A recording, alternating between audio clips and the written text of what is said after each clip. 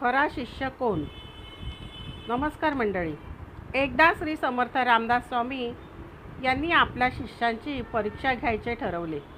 त्यासाठी स्वामींनी एक युक्ती केली होती. त्यांनी आजारपणाचे सोंग घेतले व आपल्या पायाला एक गळू झाले आहे असे दर्शविले व त्यातून रक्त व पू येत आहे आणि ठणके बसत आहेत. जर कोणी शिष्याने ते तोंडाने चोखून काढले तर माझे ठणके कमी होतील व माझ्या वेदना बऱ्या होतील असे त्याने शिष्यांना सांगितले. गुरूंना होणारा त्रास बघून सर्व शिष्यांना चिंता पडली. त्यातील अनेक शिष्य तर गोंधळूनच गेले. काय करावे त्यांना सुचेना.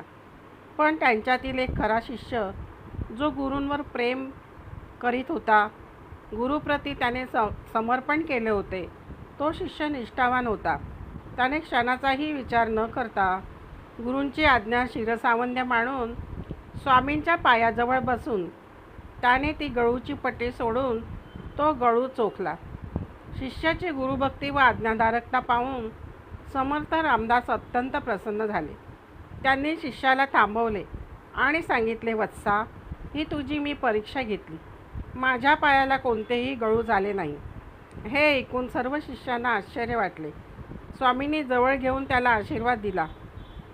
बोध: खरा शिष्य आपल्या गुरूंच्या शब्दांवर पूर्ण विश्वास व श्रद्धा ठेवतो. गुरुनिष्ठा आणि आज्ञाधारकपणा हीच शिष्याची खरी परीक्षा असते.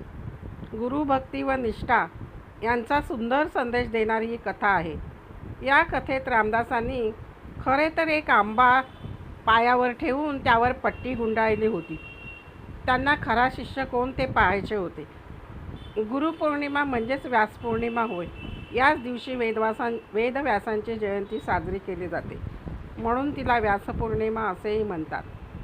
या गुरुपौर्णिमेची ही छोटीशी कथा कशी वाटली श्रोते हो तुम्हाला?